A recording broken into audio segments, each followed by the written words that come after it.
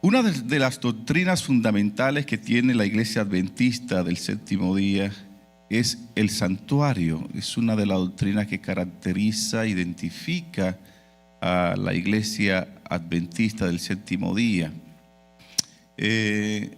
Muchas religiones desconocen un poco esto, otros ignoran, no le prestan atención. Pero el conocer las verdades del santuario es muy relevante, muy importante para nuestra salvación. De manera que si esto tiene que ver con mi salvación, es de mucha importancia yo conocer esto. Cuando vamos a la palabra de Dios y vemos lo que fue nuestra meditación bíblica en Éxodo 25:8, Éxodo 25:8, Dios da una orden categórica allí a su pueblo y le dice: y harán un santuario para mí, y yo habitaré ¿dónde?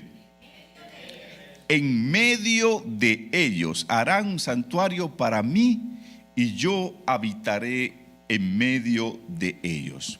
Muchos leen este texto y no entienden bien qué fue lo que Dios quiso decir allí, cuando no comprenden el contexto bíblico que hay detrás de esto. Harán un santuario para mí y yo voy a habitar en medio de ellos. Ustedes recordarán que el pueblo de Dios sale de Egipto. En Egipto eran esclavos, pero estaban juntos. Se habían acostumbrado ya a convivir con personas, y con personas que de alguna forma le decían qué hacer, le orientaban sobre su modo de vivir. Era algo negativo para ellos, pero el ser humano se acostumbra aún a cosas malas. Y ellos se acostumbraron a tener un jefe, a tener un capataz, a recibir órdenes, a recibir instrucciones. Entonces el pueblo, cuando sale de Egipto, que se encuentra en el desierto, ve como líder a Moisés. Pero llega un momento determinado que Moisés sube al monte, Éxodo 32, y en el monte, cuando él subió al monte a buscar las tablas de la ley, ¿qué hace el pueblo? Mientras Moisés está ya en el monte, el pueblo que está debajo, al no ver a la figura que le lideraba, Moisés pasó allí 40 días en el monte. El pueblo dijo: a Moisés tal vez le pasó algo. Nos sentimos solos. Y llaman a Aarón y le dice: por favor, haznos dioses de eso que teníamos en Egipto para no sentirnos tan solos. Y ahí es que le hacen el famoso becerro de oro. Y ahí el pueblo entonces empieza con el asunto de la idolatría en el desierto. Para el pueblo era importante sentir la compañía de alguien, y Dios sabía eso. Por eso es que Dios, aquí en Éxodo 25:8, Dios le dice a Moisés: hagan un santuario y lo van a hacer conforme al modelo que yo les voy a enseñar, y van a hacer ese santuario y yo voy a habitar ¿dónde? En medio de ustedes, para que no se sientan solos. Si el problema es que ustedes se sienten solos, si el problema es que se van a ir a la idolatría por sentirse solos, yo me voy a asegurar de que toda la vida ustedes sientan que yo estoy en medio. Así ese sentimiento de soledad tiene que irse, tiene que desaparecer. Ahora bien, vamos a mirar algunos panoramas aquí y a repasar cosas que ya usted sabe acerca del santuario. Mire, este fue el santuario del desierto. Dios fue el arquitecto del santuario. Dios diseñó el santuario y Dios le dice a Moisés: tienen que hacerlo así, con tal medida, con tales materiales. Y usted puede verlo acá, el santuario sin tener las cortinas que lo protegían en la parte de arriba. Mírenlo ahora ahí con la cortina. Ese era el santuario. Pero usted puede observar que alrededor del santuario, no sé si los que tienen la visión buena pueden ver esto, hay tiendas. ¿Se alcanza a ver ahí? Luisito, ¿usted lo ve? Hay tiendas, y las tiendas rodean el santuario. Y esto cobrará más sentido para ti cuando yo te presente lo siguiente. Aquí tenemos el pueblo que rodea el santuario. Dios había dicho de manera clara que en el norte del santuario estarían las tribus de Aser, la tribu de Dan y la tribu de Neftalí. ¿En qué parte cardinal? En el norte. Dios se aseguró de que esas tribus estuvieran ahí. No fue que ellos dijeron, yo quiero estar en el norte. No, Dios dijo, ustedes estarán en el norte del santuario, a una distancia establecida por Dios. Y allí habían 157,000 hombres que estaban al norte del santuario, de las tribus de Aser, Dan y Neftalí. Dios había dicho también que en la parte sur del santuario estarían las tribus de Simeón, de Rubén y de Gad. Y allí habían 151,400 hombres entre esas tribus. Dios había también dado instrucción de que en el este estarían las tribus de Isaacar, de Judá y Zabulón, y allí habían 186,000 hombres. Y también Dios había dado instrucción de que en el oeste estuvieran las tribus de Manasés, de Efraín y de Benjamín, y allí habían 108,100 hombres en estas tres tribus: Manasés, Efraín y Benjamín. Dios es un Dios tan ordenado. Usted ve que aunque dice que habían 151,400 hombres en la parte sur, las tribus Simeón, Rubén y Gad, este número pudiera duplicarse, porque ahí se están contando solamente los hombres que tenían la edad para ir a guerras. Es decir, ahí no aparecen ni los niños, no aparecen las mujeres, ni los viejos. No eran contados en el censo de Dios, solamente eran contados los hombres jóvenes con edad de ir a la guerra. Así que este número pudiera duplicarse. Pero así Dios tenía distribuido a su pueblo alrededor del santuario. Pero mire eso, mire algo interesante. Dios trató de que las tribus que eran más cercanas estuvieran juntos en un punto cardinal. Por ejemplo, Manasés y Efraín eran hijos ¿de quién? De José. Pero José era hermano parejo de padre y madre ¿de quién? De Benjamín. Y Dios pidió que estas tribus estuvieran en el oeste juntos. Ahora bien, cuando usted ve en pantalla la distribución que había del pueblo de Dios alrededor del santuario, ahí hay una tribu que le hace falta. ¿Cuál? Leví. La tribu de Leví. ¿Y dónde está la tribu de Leví? Me dice Iván adentro. Iván está muy por allá, muy bien, Iván. Usted está en el camino. Todas las tribus tenían que estar en un punto cardinal que Dios decía, alrededor del santuario. Pero la tribu de Leví tenía que estar cerquitita del santuario. Cerquitita del santuario. Por ejemplo, las demás tribus podían estar por acá, el área de la montaña, cerca, a cierta distancia. Pero la tribu de Leví tenía que estar aquí, cerquita. Por ejemplo, los hijos de Leví eran Gersón, Coat, Merari, y pues los coatitas tenían que vivir en el sur, en la parte sur del santuario, pero pegadito, al lado. Los gersonistas al oeste, los meraritas al norte. Y entonces aquí en el este, Moisés y Aarón. Fue Dios que dijo que él quería a su pueblo viviendo así. ¿Por qué los levitas tenían que vivir cerquitita del santuario? Porque ellos trabajaban con el santuario. Por eso Dios pidió que ellos vivieran cerca del santuario. Llegó un momento cuando ya no había santuario, lo que había era iglesia o el templo, que habían habitaciones dentro del templo para que los levitas vivieran dentro del templo, como dice Iván, porque a ellos les tocaba ministrar allí directamente en el santuario. Ahora bien, mire algo interesante acerca de los levitas, porque los levitas tienen un ministerio bien bonito. Cuando llegaron a Canaán, la tierra prometida, Dios le distribuyó las ciudades que habían allí en Canaán, el territorio, la tierra, a toda la tribu de Israel, menos a los levitas. Dios dijo, todos tienen que tener herencia, pero los levitas no tienen que tener tierra, porque yo seré su herencia.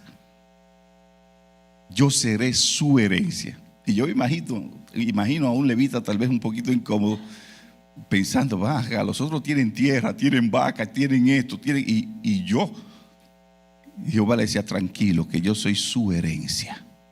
Yo te voy a sostener. Así que a diferencia de las demás tribus, la tribu de Leví, su trabajo era 100% consagrado al Señor dentro del santuario. Los levitas, vamos a conocer un poquito acerca de quiénes eran ellos y la función de ellos. Los levitas vivían en las proximidades del tabernáculo, como lo vimos.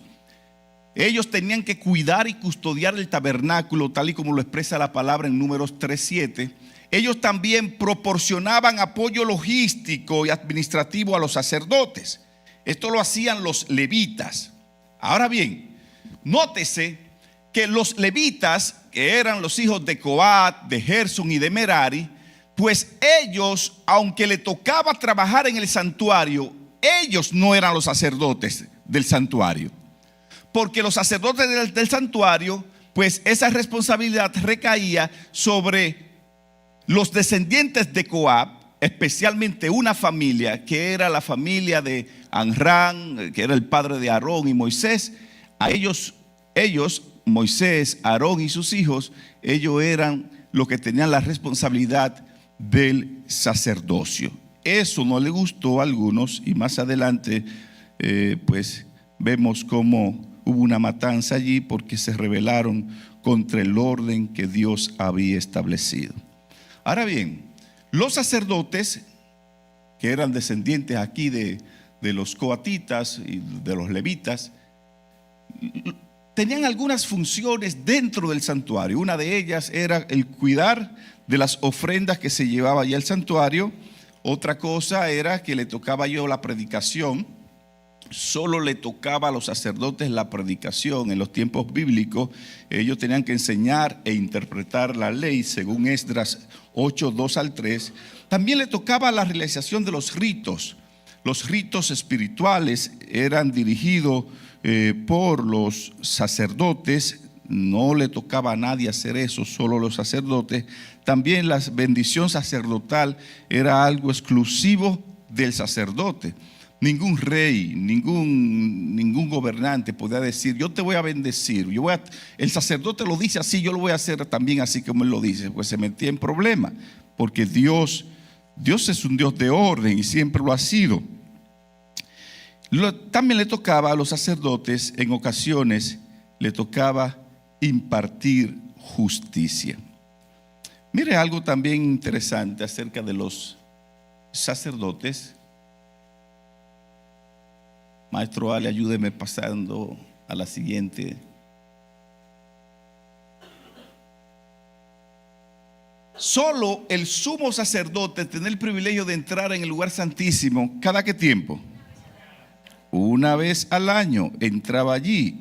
Solo el sumo sacerdote. Aún alguien fuera sacerdote, si no era sumo sacerdote, no podía entrar en el lugar santísimo.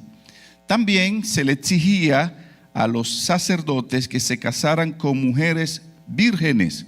Según Levítico 21:13-14, el sacerdote no podía casarse con una mujer que no fuese virgen.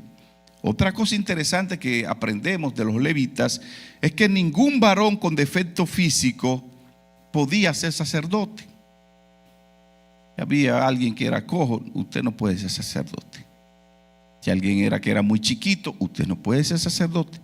Si alguien que era demasiado grande, parecía una matecoco, usted tampoco puede ser sacerdote.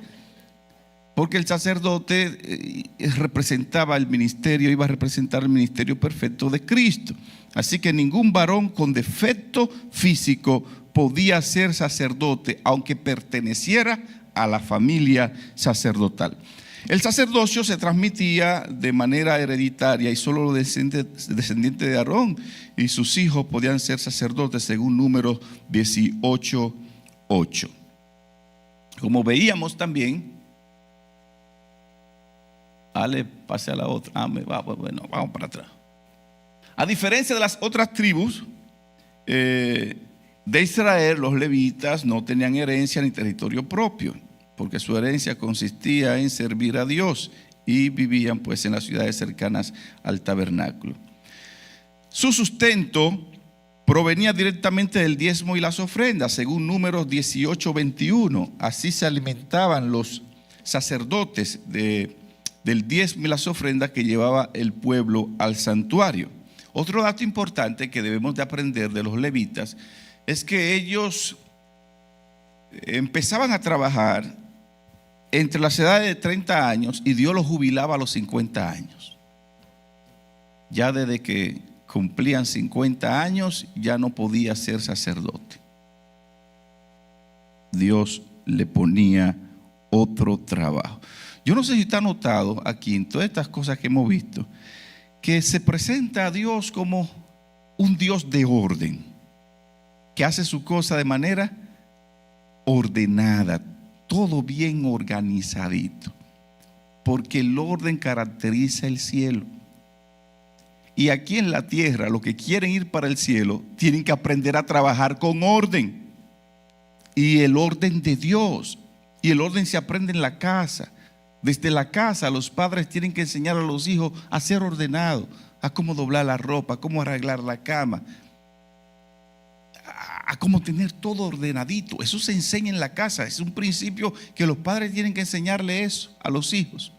El mismo Jesús, mientras estuvo aquí en la tierra, desarrolló un ministerio de orden. Murió y cuando resucita dobló sus lienzos. Allí lo dejó todo en orden, porque el orden caracteriza el cielo. Y si usted quiere ir para el cielo, tiene que aprender a ser ordenado. Si usted le toca trabajar aquí en la iglesia, haga todo decentemente en orden, así lo dice la palabra. No haga un trabajo chapucero y desordenado, porque Dios no puede bendecir eso. Dios quiere el orden. Y Dios es un Dios tan ordenado que hasta dio instrucciones de cómo quería que el sacerdote se vistiera. Por ejemplo, mire, Dios dijo, el sacerdote común tiene que tener esta vestimenta, esta que usted ve acá, y así. Pero el sumo sacerdote tiene que tener esta.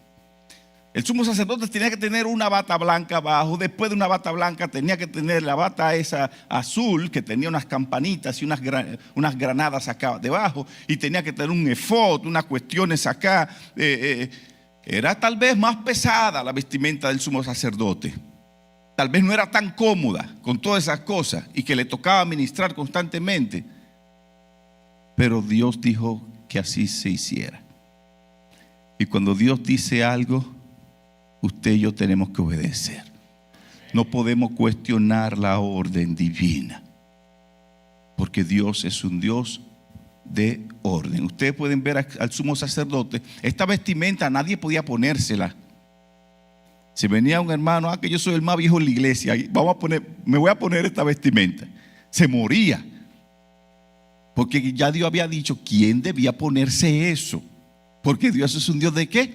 De orden. Aquí tenemos el Urín y el Tumín.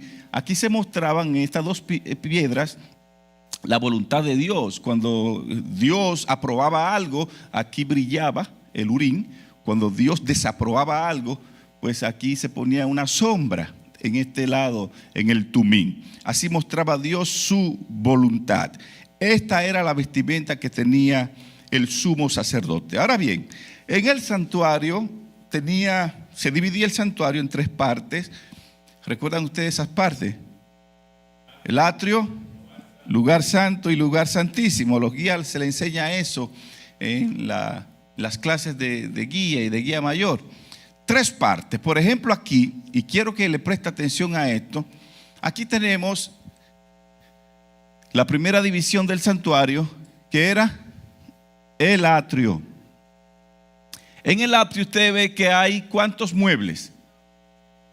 2 muebles. Y esos muebles tenían un significado. Cada mueble que había en el santuario tenía un significado. Pero miren, antes de entrar a ver el significado de los muebles, usted nota que el santuario tenía una entrada, la puerta.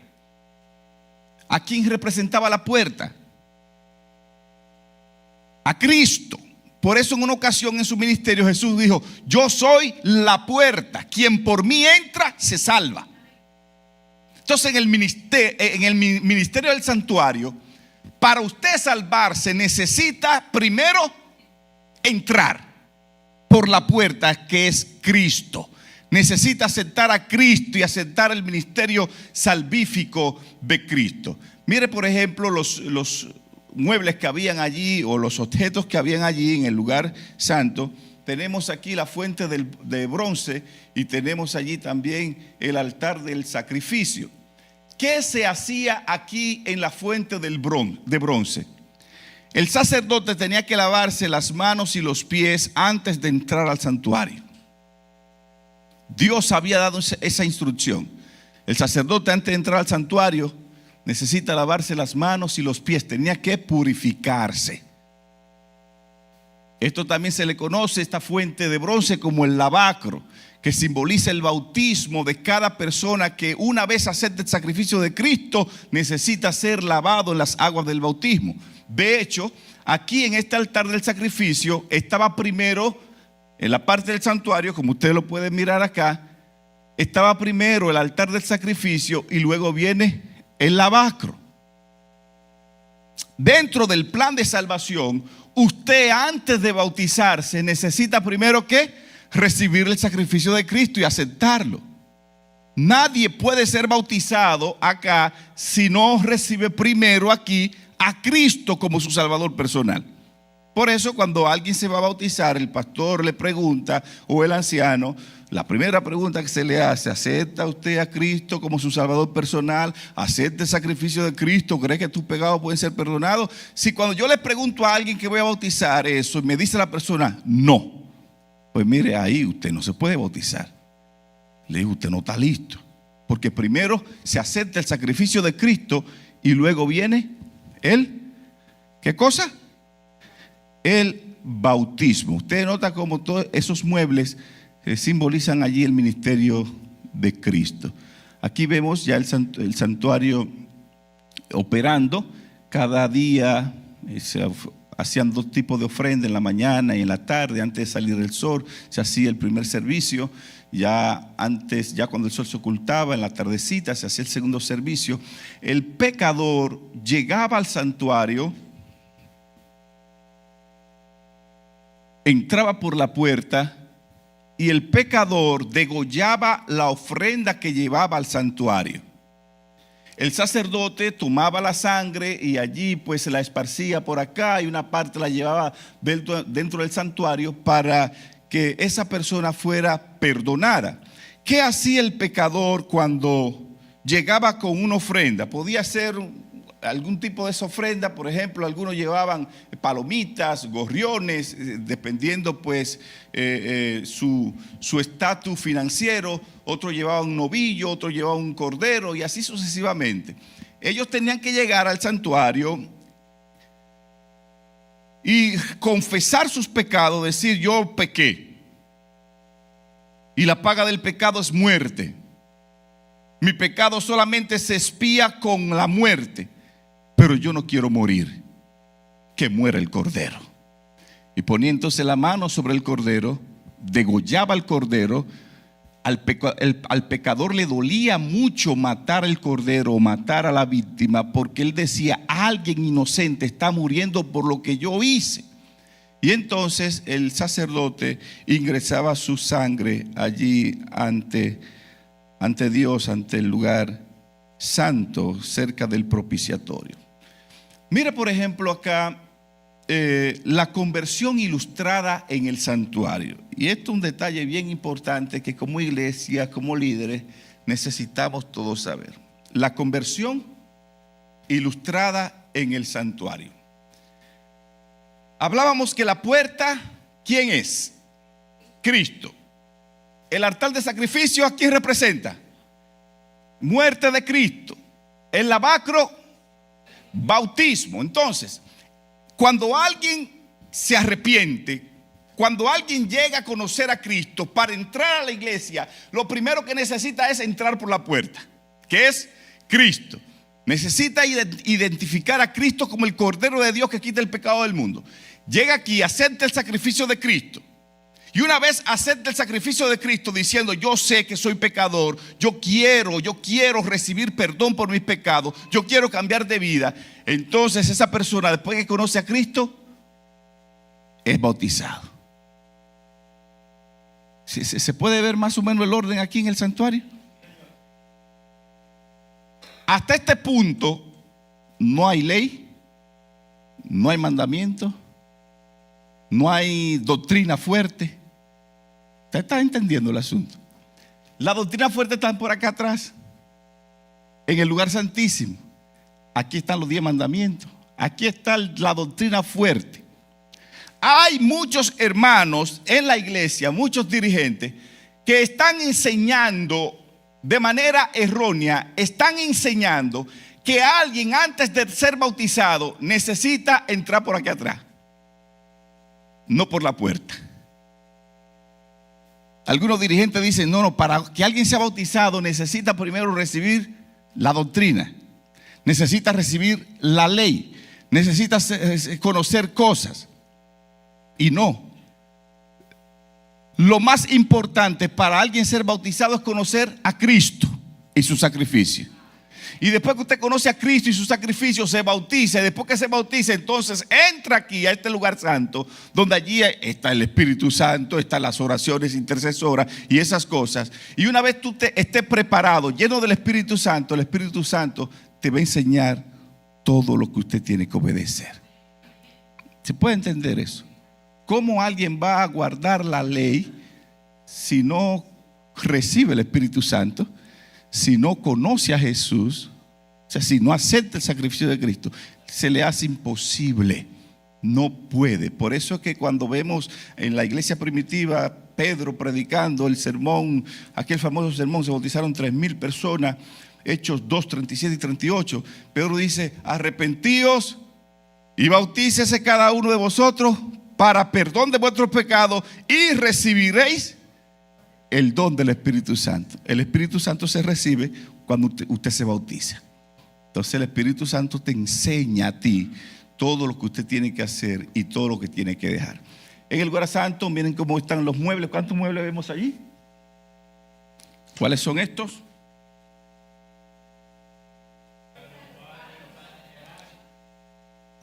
La mesa de los panes, aquí debía haber 6 panes de un lado, 6 panes de otro, que representa a Cristo, pan de vida.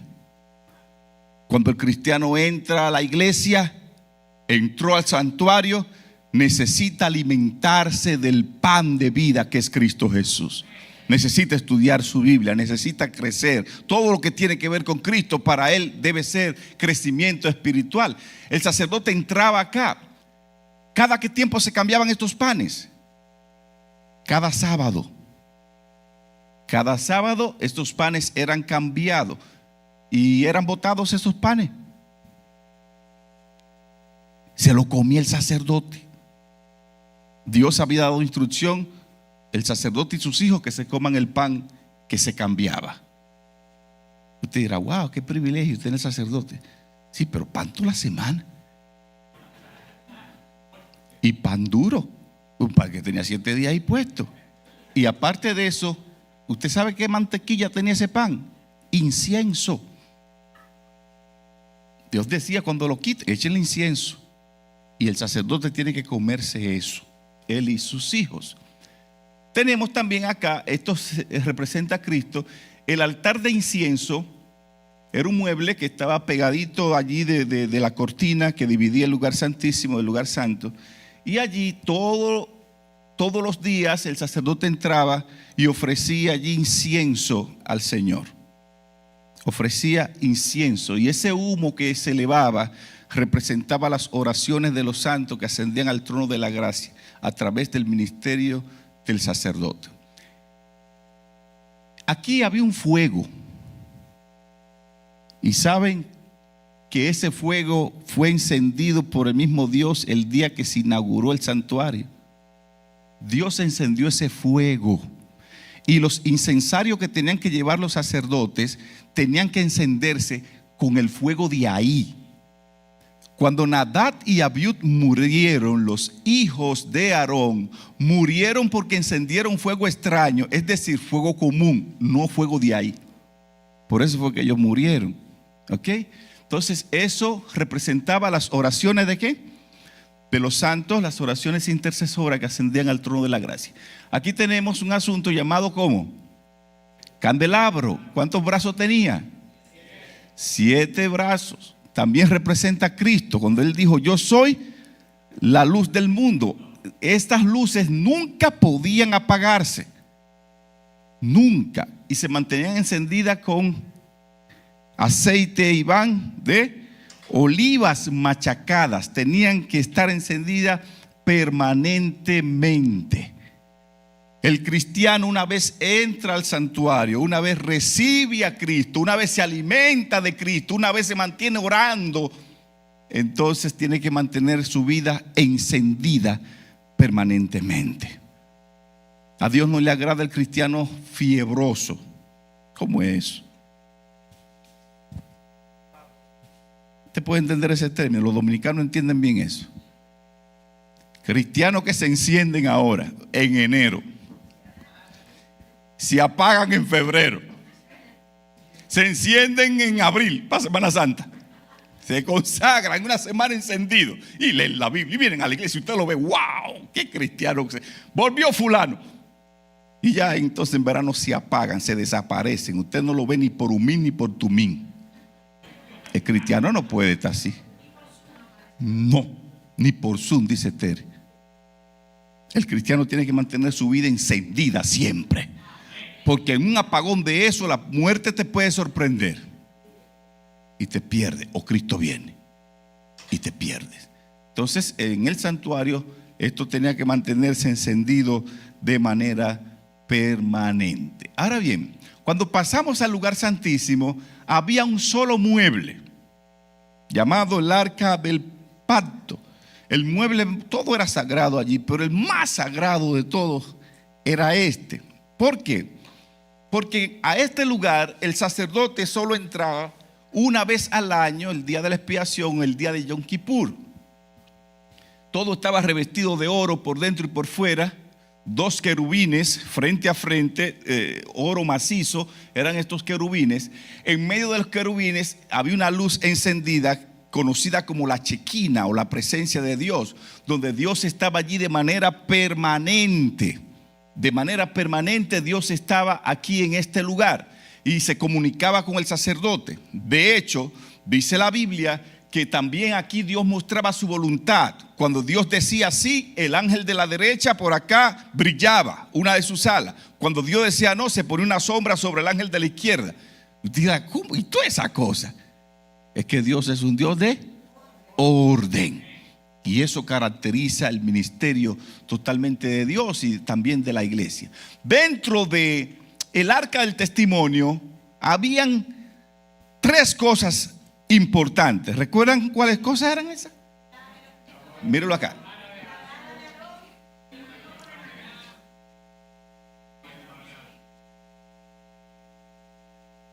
Vara de Aarón, que floreció y echó hasta almendra. ¿Usted recuerda ese incidente? Éxodo número 16 y número 17.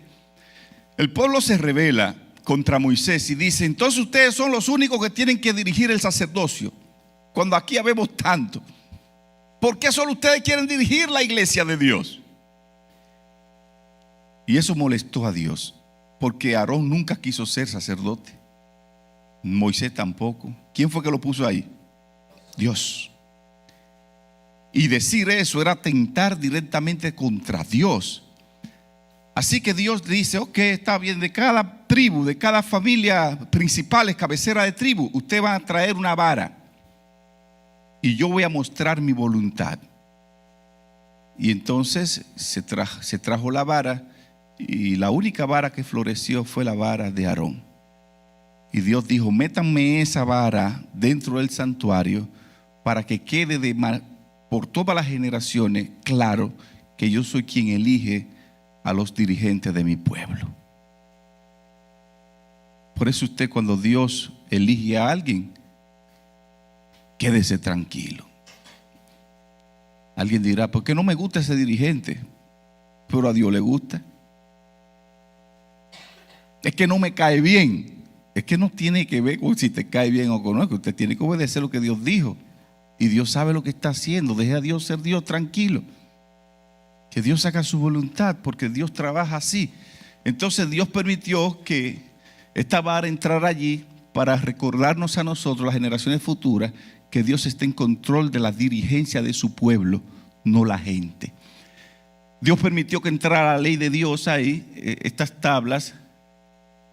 ¿De qué eran estas tablas? De piedra. ¿La primera o la segunda? Recuerden que las tablas se dieron a Moisés 2 veces. La primera Moisés la trajo muy contento, y va bajando con Moisés, va bajando con Josué al campamento. Después de 40 días de estar con Dios, Dios escribió la tabla en piedras allí, en 2 lajas de piedra, dice el texto.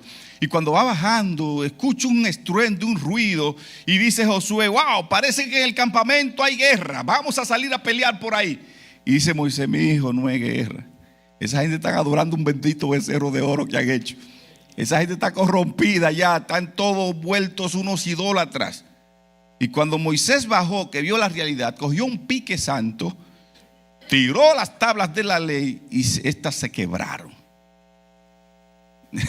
Correcto. Y después Dios tuvo entonces que darle una nueva tabla de la ley y se entró aquí. Dios pidió que le entrara para recordarnos a nosotros que la ley de Dios es eterna y que es inmutable, que permanece para siempre. Cuando la sangre del pecador o del cordero o del sacrificio ingresaba al santuario, era rociada en el propiciatorio que estaba cerca aquí de la ley, para cumplir con las exigencias de la ley. La ley decía: el pecador pecó porque violó la ley, merece la muerte. Entonces el sacerdote venía con la sangre diciendo: aquí está la muerte. Aquí está la muerte. Y él no necesita morir porque alguien murió por él. Hoy día, tenemos otro mueble ahí. ¿Cuál es? El maná. ¿Qué representa el maná? Que a través de las edades, a través del tiempo, Dios siempre proveerá para su pueblo. Les recordaba a Israel, nos recuerda a nosotros que no importa cuán dura sea la situación, Dios siempre proveerá. Usted recuerda que el maná de un día para otro se podría, pero en el santuario no se podría, porque Dios había dicho que el maná tenía que estar ahí para recuerdo de las generaciones futuras.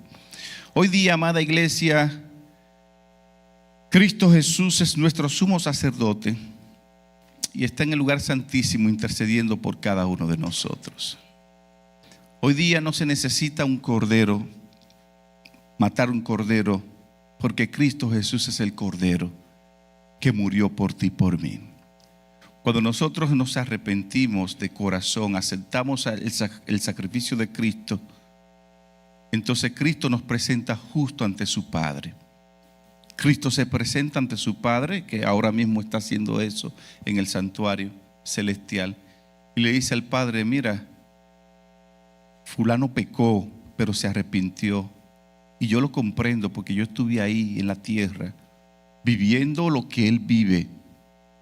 Él te ama, te falló, pero yo morí por él. Mira mis manos, mira mi costado. Yo morí para que él tuviera vida eterna. Así que te pido por favor que tú lo perdones, no porque lo merece, sino porque yo morí por él. Sin ese ministerio sumo sacerdotal de Cristo, usted y yo estaríamos totalmente perdidos. Por eso necesitamos comprender bien esto. ¿Qué está haciendo Cristo ahora mismo en el santuario? Está intercediendo por nosotros.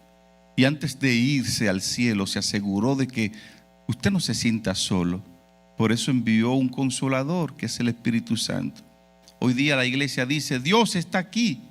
Pero usted dice, ¿cómo que está aquí? Si Dios está en el trono y Jesús está allá, ¿cómo que Dios está aquí? Dios está aquí con nosotros a través del Espíritu Santo, que está permanentemente presente para guiarnos al trono, para guiarnos hacia el Padre. ¿Hay alguien que quisiera agradecer ese sacrificio de Cristo y su ministerio sumo sacerdotal? Vamos a estar de pie, amada iglesia, y quiera el cielo que podamos aprender cada día y extraer de las lecciones del santuario, y preparemos nuestra vida para un día no muy lejano podernos reunir con nuestro sumo sacerdote en el reino de los cielos. Dios y Padre, gracias te damos por interceder por nosotros.